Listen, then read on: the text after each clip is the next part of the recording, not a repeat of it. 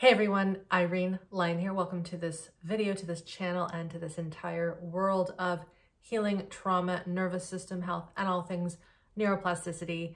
I wrote a short article a little while ago titled, "Should We Biohack the Vagus Nerve?" And obviously I'll link that article near this video. And it's a fairly short article, and it's nothing I haven't already said over and over and over again, but I wanted to address it in a video and break down some of the key points in this article because my team and I, we get a lot of questions around a lot of these devices, and we could call them biohacks and practices for what they would call toning the vagus nerve or healing the vagus nerve. And the thing with this concept is that if we really understand what the vagus nerve is and all of its branches and complexities, one would know that this is virtually impossible to just biohack and tone or stimulate the vagus nerve and then everything will be fine. So I'm gonna break it down with a few examples. I'm gonna read a little bit of the article, and I'm also gonna post near here all of the content, all of the videos where I am breaking down what the vagus nerve is, what the polyvagal theory is, all things polyvagal, so that you can go a little deeper into this if you would like. Now, some of you may or may not know this, but I am trained in something called somatic experiencing, the work of Peter Levine, and also something called somatic practice, which is the work of Kathy Kane. And these colleagues of mine, both trained in somatic experiencing, obviously Peter is, he developed it. And then of course, myself and my colleagues, we work in this sort of milieu, if you will, of human development, human healing, where we are definitely working with the parasympathetic nervous system, which is portion of the vagus nerve is the parasympathetic nervous system, but there's more to it than that. There's more to it than that. And so I'm going to use three kind of analogies or examples. One is one of my favorite quotes from Dr. Gabor Mate. He wrote many books, one of them, When the Body Says No, in the realm of hungry ghosts, and also something called Scattered. And he said in one of his talks that trying to, and I'm paraphrasing here, trying to cure cancer, so trying to cure cancer by just looking at the cell and what's wrong with the cell, so the cells in our body, is like trying to solve a traffic jam. So a traffic jam by studying the internal combustion engine. In other words, the engine of a vehicle that runs off of petrol or diesel. It's not enough. So I give you another example. Imagine someone needed to improve their nutrition, and let's just say all they focused on was making sure they got their B vitamins. Now, of course, B vitamins are important, just like the combustion engine is important to drive those cars, which create the traffic jam. But B vitamins, because there's more than one, that is not all of nutrition. To use another example that has nothing to do with health or healing, but does have to do with human communication, which is a huge part of the vagus nerve and the parasympathetic nervous system. If we were to try to teach an infant language, let's say the English language, by only giving them, let's say, vowels, it wouldn't go very far. We need consonants, we need words, we need structure, we need communication and affect and all the things that go into learning a language. It's not just the letters, and it's certainly not just the consonants or the vowels. So I've kind of laid out my, let's say, discovery here of some of these different examples in some ways to prove a point, if you will, that we humans are very complex. Our health and healing and physiology is very complex. And while there are definitely some things that we might be able to biohack in some areas, and I'm going to give some examples in a second, when it comes to healing a dysregulated nervous system, which I won't get into, but is a result of many things: trauma, poor attunement, insecure attachment, surgical traumas, war, just general chronic stress over and over again, all the things that might put a little human being into a state of threat, shock, stress, where their system has to basically become adaptive. And I say that with quotes. They have to adapt, usually in a way that is detrimental to their health, to survive. So there's so much complexity when it comes to what creates this thing called dysregulation of the nervous system, which we would in my world call trauma. So I'm going to go into this article.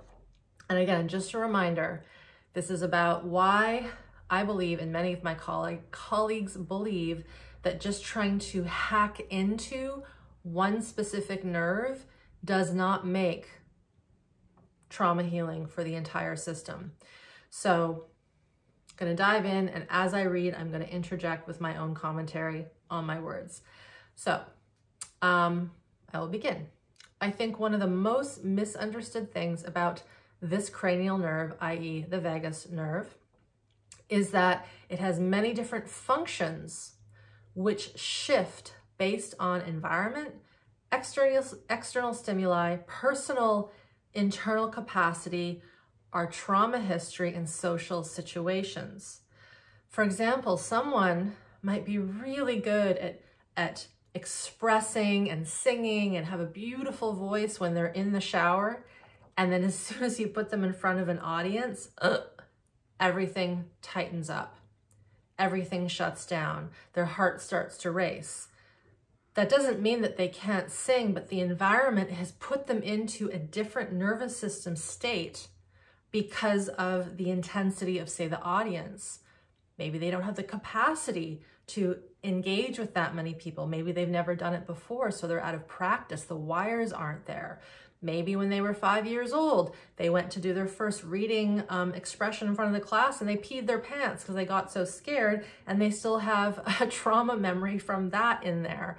So again, I use this example because depending on where we are and what we're doing, it will shift how our physiology reacts and handles a situation. So we have to understand that, again, these things aren't cut and dry. I'll keep going. So what I'm going to do now, actually, I'm going to break down the 3 different, we can call them portions or states, that the parasympathetic nervous system via the vagus nerve goes into. A common thing that people will say is the vagus nerve is all about relaxation. Tone the vagus nerve and you'll relax. Well, this isn't always the case. And of course, I can't give you 100 or 1,000,000 different scenarios, but I'll try to give you a little bit with each. So again, this is not an order necessarily of importance, but I'll start with the first portion of the parasympathetic nervous system that is uniquely human. It's uniquely mammal, and that is the social engagement portion. So this portion innervates everything above the diaphragm. So the lungs, the heart, the vocal, we would call it prosody, to make different sounds and inflections and go high, high, high, and low, low, low, and really deep, and all those sorts of things, or to whisper and be really quiet, quiet, quiet. So that is governed by this social engagement portion of our nervous system. Also, parts of our face, our inner ear. This is a portion of the vagus nerve that is called the ventral vagus or vagal portion. It is unique, like I said, to mammals, to humans. This is why if you have a dog or a cat, you can tilt their head and make a face and they might say something, right? Not say something necessarily, but they say something with their expression to you. There's a communication through that facial affect.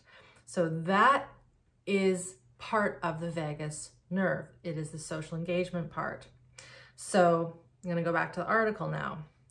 So again, this portion makes us human. It makes us social creatures. And it also directly links to our heart, to calm us down when we're in connection with other human beings. Unless, this is the big unless, that wiring was never correctly set up as a young one or as an infant. Then we might feel scared of people and not have access to this function. So I'll give you an example. Again, I mentioned from a biological point of view, we can have the wirings as mammals when we come in contact with another mammal, usually a human, but a dog, a cat can soothe us. It directly goes to our heart, to the pacemaker of the heart called the SA node, to bring it down. Now, some humans actually don't feel more settled when they're with other humans. They actually get more anxious, more afraid, or they shut down. Now, the reason why this might happen is because their early upbringing, when this vagus nerve, when this portion of the vagus nerve, which is this ventral vagal portion, when it was being, wanting to get wired up properly in those first 3 years of life, there wasn't good connection. Maybe parents weren't good to us. Maybe there was abuse, or maybe mom was depressed or sick, and so she had no energy and affect. Or when we were crying as a little one, needing food, or we weren't feeling well, nobody was there to co-regulate. That's the word, to teach us how to learn how to use this portion of our vagus nerve to calm down. So of course, a lot of the practices that I teach and people might teach are to bring social connection on board to supposedly calm the system down. The trouble with this, and this is where this is much deeper than what I can go to in this video, but let's just say someone had that not great upbringing and people were terrifying, or they hurt us, or they weren't there to listen to us.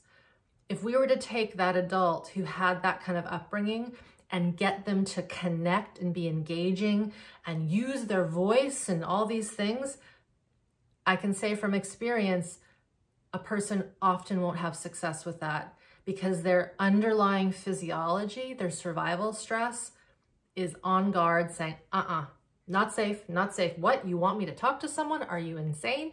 You want me to make a sound? Whenever I made a sound when I was a kid, I was smacked. Why would I do that? And so someone, let's just play along with this for a moment. Let's just say this person says, okay, I'll try this exercise. I'm being told that this will help my vagus nerve. They do it, and let's just say they don't know how to listen to what's happening, but their autonomic physiology goes, this is dangerous.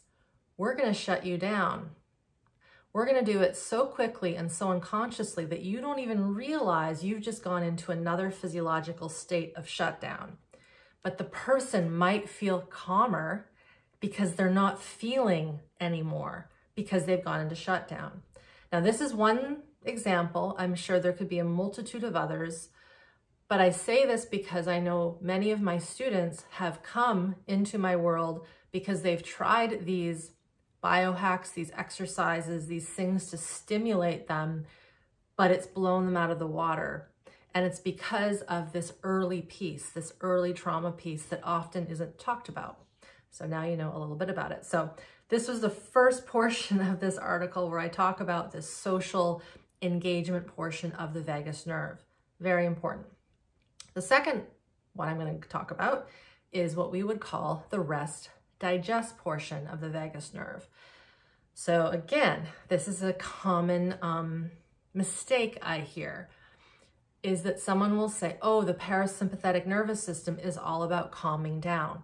It's all about rest digest. Partially true. The parasympathetic nervous system, like I said, has many branches because of this vagus nerve that goes all over the place. One is to the social engagement portion that I just talked about. The other is to the gut and to the viscera, everything below the diaphragm. And when we're really chill and really relaxed and having a siesta and we're really safe and cozy, this parasympathetic nervous system, which is called the dorsal branch of the parasympathetic or the dorsal branch of the vagus nerve, it puts us into a gear, if you will, where we repair, we recover, we regenerate. The gut lining stitches back up so it doesn't get leaky. We absorb nutrients, we get hydrated. This is why we need to sleep. In that sleep phase, we are going into this real rest digest of the parasympathetic nervous system. Again, with this, depending on the person, if their system is living in high dysregulation, this low tone, we would call it low tone dorsal of the parasympathetic, this rest digest doesn't exist.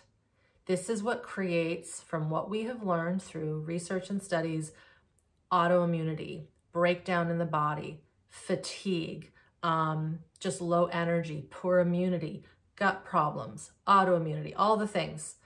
Systems that are internal going off, not being healthy and well. And it's because the system, if I go back to that example of baby that had an unsafe environment, its worry is protection and survival, even if that baby is now 50 years old or 5 years old or 15 years old or whatever.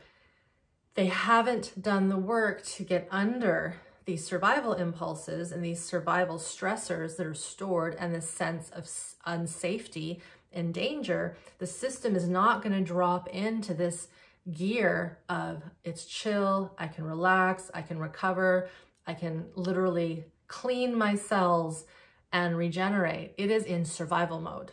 And that survival mode might be hypervigilance, high alert, fight, flight, or it might be this shutdown, this collapse, this freeze energy. So I'm going to go again to this portion of the article, and I'll just reiterate. This rest digest portion helps us slow down in a very soft and easy way. It helps us go into repair and regeneration mode after eating, while resting. But again, if there's too much survival, the system won't know how to go in here. So one could say that one way to help this portion of our parasympathetic nervous system come online more is for us as humans to be more diligent at self-care, at resting, at giving ourselves lots of time so that we're not going into these spikes, or more spikes, I should say, of sympathetic arousal, or spiking so high in sympathetic arousal that our system goes, what are you doing? I'm out, shut down into that, what we would call high tone dorsal of the parasympathetic, which is the next paragraph down. So we could say that one way to biohack, and I say that with quotes, is to become better at our self-care mechanisms, resting, recovering, rejuvenating. But again, if we haven't addressed the underlying survival chemistry, the trapped trauma inside, we can rest till the cows come home, but there's these little gremlins in us that want to come up and out. This is often why when a person starts to do things like meditation or mindfulness, some people find it virtually impossible because there's like a hamster wheel in their system, going, looking for an exit. Obviously that's a metaphor, but the fight flight energy has not been addressed. And so I'm going to park that on the side for a moment and go to the next paragraph here on the article, which is there is this shutdown immobility portion that slows us down. Remember, we're still talking about the parasympathetic nervous system and the vagus nerve here. So there's this immobility portion, this shutdown portion, this freeze portion that slows us down but drops us fast. It's not a gradual, easy chilling out. It's a quick switch that flips us off. So it flips us off, it switches us off, I should say, in an abrupt way. And it has to do that because it's protective. To give you an example that is a bit more macro, if I have an artery that's been sliced and I'm losing a lot of blood, I'm going to want my system to go into this shutdown immobility so the blood pressure stops, or slows down, I should say. The heart rate goes down really slow. So I'm bringing all of my resources to the core so I don't bleed out. This is important. We want this. But imagine if our system was in that state of stress, survival for a lifetime. In this, it doesn't allow us to do that rest digest that I just mentioned. And it also doesn't allow us very well to do the social engagement, which I mentioned at the beginning, because this is hijacking all of our cellular attention. So I write in the article, this slows us down in an abrupt way, kind of like an emergency brake. It helps us disconnect and freeze in those rare situations where our system senses it's in mortal peril and we can't do anything about it.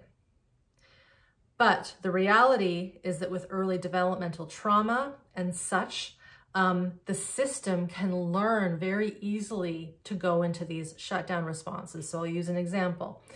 Baby is born into the world, and let's just say there's zero abuse, because I know a lot of people are like, but Irene, I didn't have any trauma. My parents really loved me. I had a roof over my head. There was food in the refrigerator.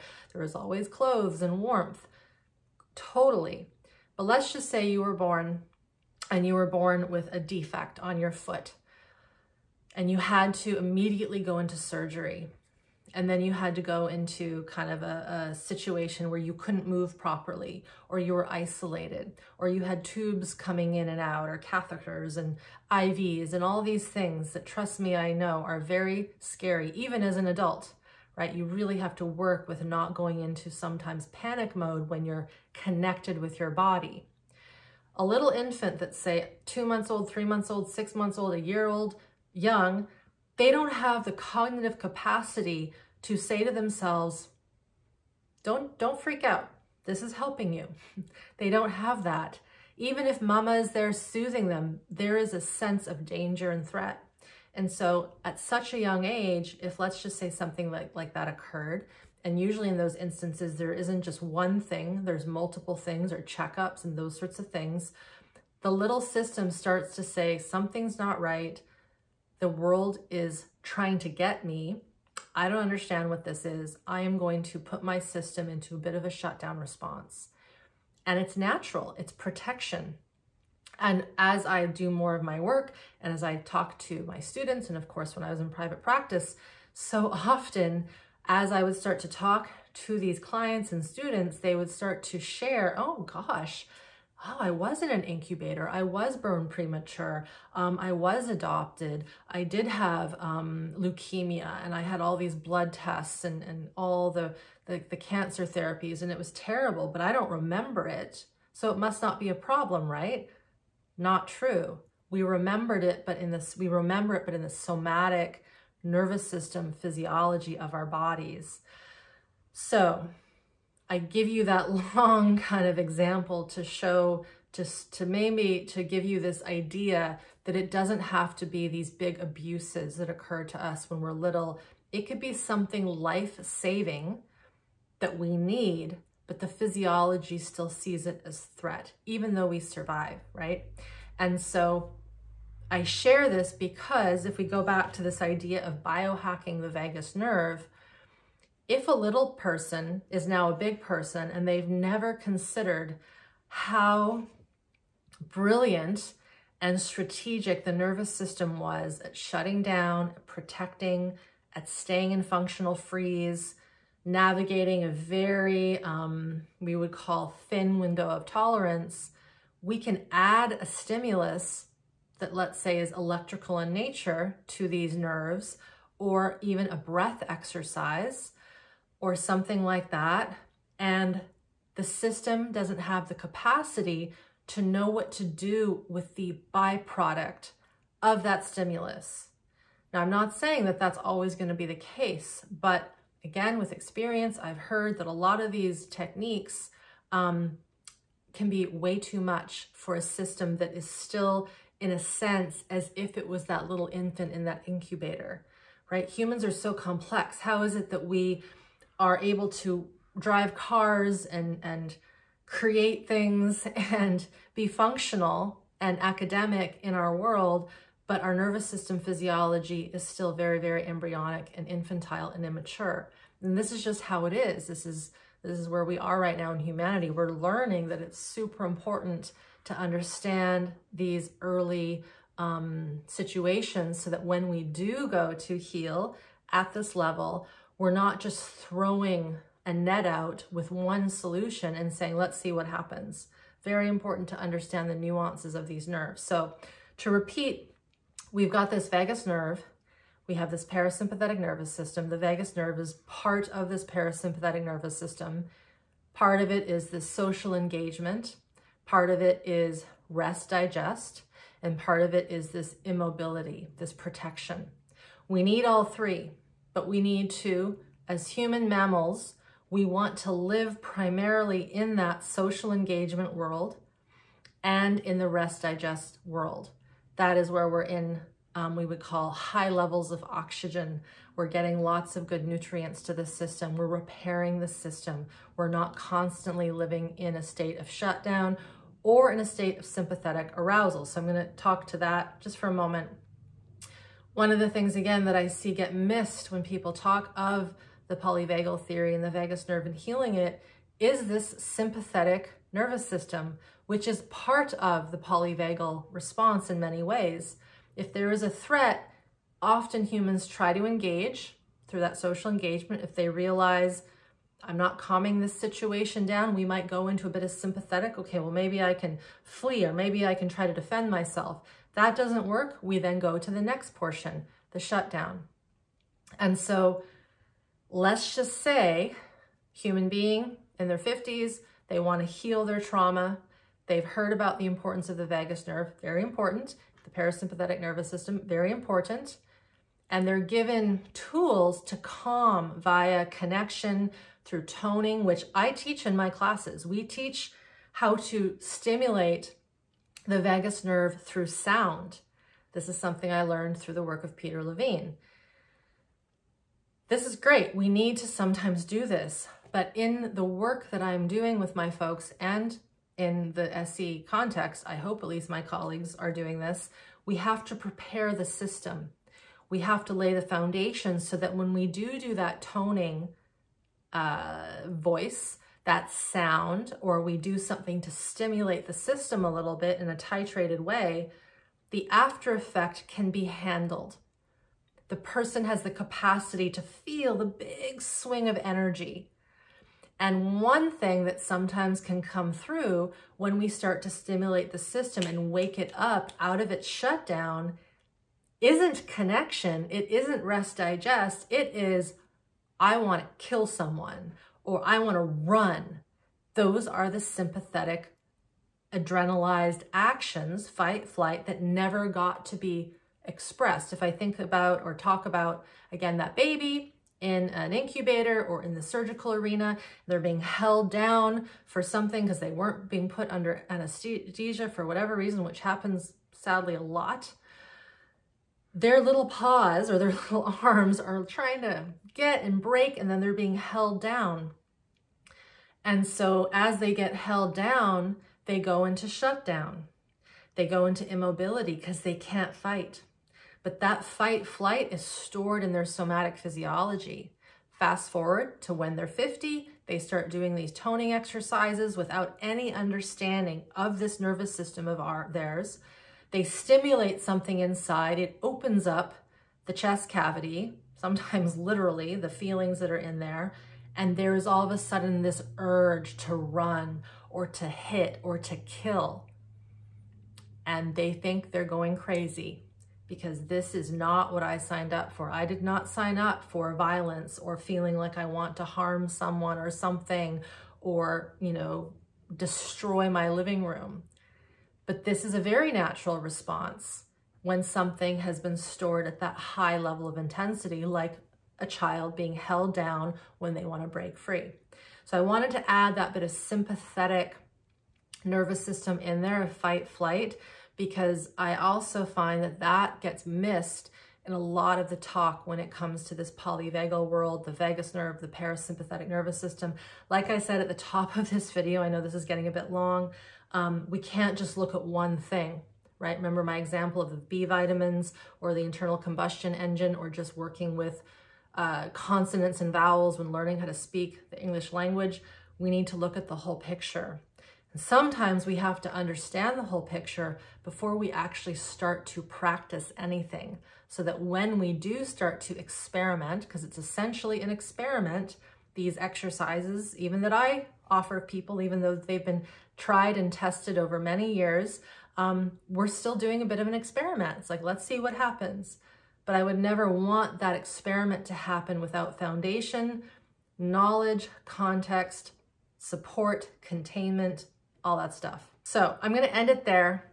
There's a little more to this article. I think, at least I hope, what I've given you in this video is a bit of an entryway, a little bit of an idea of the complexity of not just the vagus nerve and not just the parasympathetic nervous system and not just the sympathetic nervous system and this biology of ours, but also how intricate our histories are and how intricate those connections are in us with the environment and the history of our system, of our world.